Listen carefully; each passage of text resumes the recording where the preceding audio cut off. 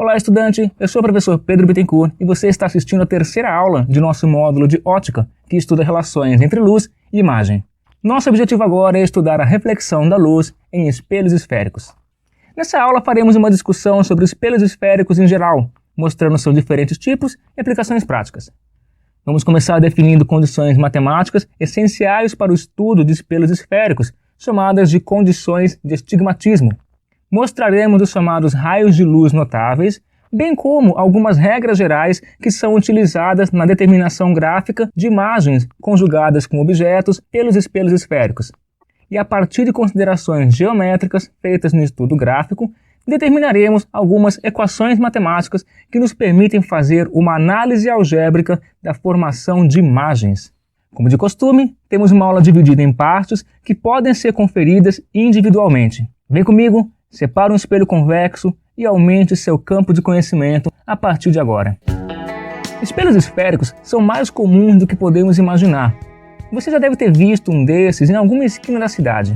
Tem ideia do porquê que ele está ali? Geralmente, são colocados em cruzamentos fechados com prédios ou muros que impedem uma visualização da outra rua. Eles também são comuns em corredores, lojas, galpões, garagens, etc.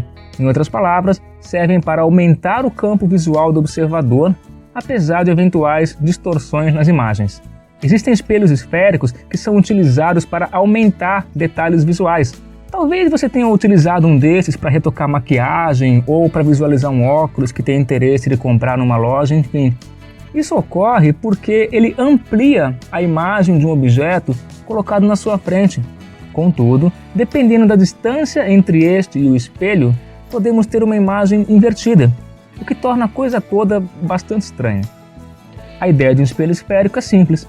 Se pegarmos uma esfera feita de material refletor, algum metal, por exemplo, e fizermos um corte transversal nessa esfera, teremos aquilo que se chama de calota esférica. Utilizando a face externa como refletora, obtém-se aquilo que se chama de espelho esférico convexo.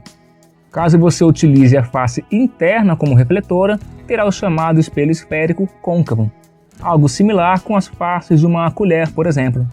Podemos então definir os elementos essenciais para o estudo de espelhos esféricos. Como mencionado, o espelho em si é chamado de calota esférica. Por pertencer a uma esfera de centro C, o espelho tem então o seu chamado centro de curvatura.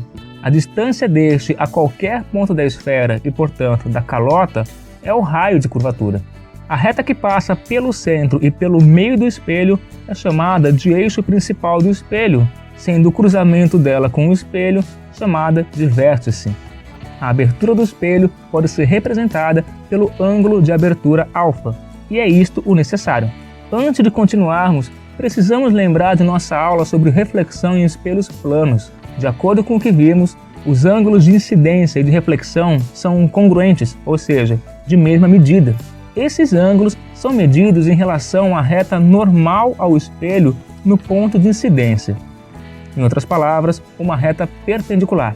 Mas como que podemos localizar uma reta normal na circunferência? Precisamos então lembrar de uma ideia aprendida em nossas aulas de geometria. Comecemos com um ponto P1, pertencente a uma determinada circunferência de centro C. Vamos representar uma reta T1 tangente à circunferência neste ponto. Deste modo, podemos representar N1, uma reta perpendicular à tangente T1 que passa pelo ponto P1. Dizemos assim que essa reta é normal à circunferência no ponto P1. Se fizéssemos a mesma análise em outro ponto, P2, por exemplo, teríamos que traçar primeiro a tangente à circunferência nesse ponto para, assim, determinar a normal naquele ponto. Para qualquer ponto em que fizermos essa análise, observaremos sempre a mesma coisa. Toda reta tangente a uma circunferência é perpendicular ao raio da circunferência no ponto de tangência. Consequentemente, podemos concluir que a reta normal em cada ponto cruza com o centro da circunferência. Isso nos permite, por exemplo, determinar imagens conjugadas a objetos pelos espelhos esféricos. Vamos começar colocando um ponto objeto P na frente de um espelho esférico côncavo, por exemplo. Desse ponto partem infinitos raios de luz, alguns deles incidindo no espelho e sofrendo reflexão, Fazendo-se coincidir os ângulos de incidência e de reflexão, pode-se provar que os raios refletidos não convergem para um mesmo ponto. Dizemos então que espelhos esféricos não são estigmáticos, ou seja, não conjugam um único ponto-imagem ao ponto-objeto. Em outras palavras, as imagens formadas não são nítidas e são observadas de modos diferentes por observadores diferentes. De fato, para um mesmo ponto-objeto P, é possível mostrar que o cruzamento dos raios refletidos forma uma superfície denominada cáustica, que seria o lugar geométrico dos pontos-imagem de P. Mas calma aí, estudante, não é preciso ficar desesperado com isso. O que você precisa ter em mente? Nós só conseguimos estudar espelhos esféricos dentro de determinadas condições matemáticas, chamadas de condições de estigmatismo. E são duas ideias bastante simples. A primeira delas, a abertura do espelho deve ser inferior a aproximadamente 10 graus. Isso equivale a dizer que o espelho torna-se praticamente plano, como é possível observar na figura. Segundo ponto, os raios incidentes devem ser paraxiais, ou seja, localizados próximos ao eixo principal. E isso só ocorre quando o observador e o objeto se encontram próximos do eixo do espelho, o que pode ser representado pela região sombreada da figura. O que se localiza dentro dela respeita essas condições e o que está fora não.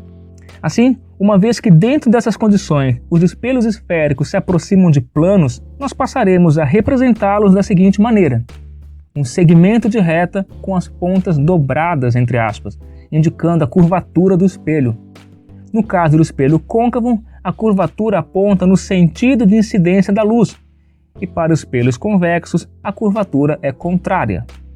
É possível mostrar que, dentro das condições de estigmatismo, raios que incidem de forma paralela ao eixo principal do espelho esférico côncavo convergem para um mesmo ponto. Este é denominado foco do espelho. A distância entre esse ponto e o vértice, representada pela letra F minúsculo, é chamada de distância focal. Como já mencionado anteriormente, do centro de curvatura ao vértice nós temos o raio de curvatura, e é possível mostrar que a distância focal equivale à metade do raio de curvatura. Em espelhos convexos ocorre algo semelhante. Contudo, os raios refletidos não se cruzam em ponto algum.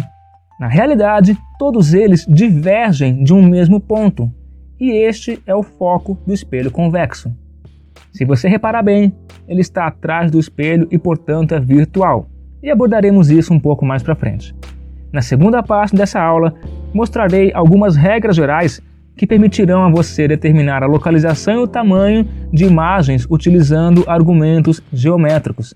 Separa a régua e papel quadriculado e dá o play na sequência.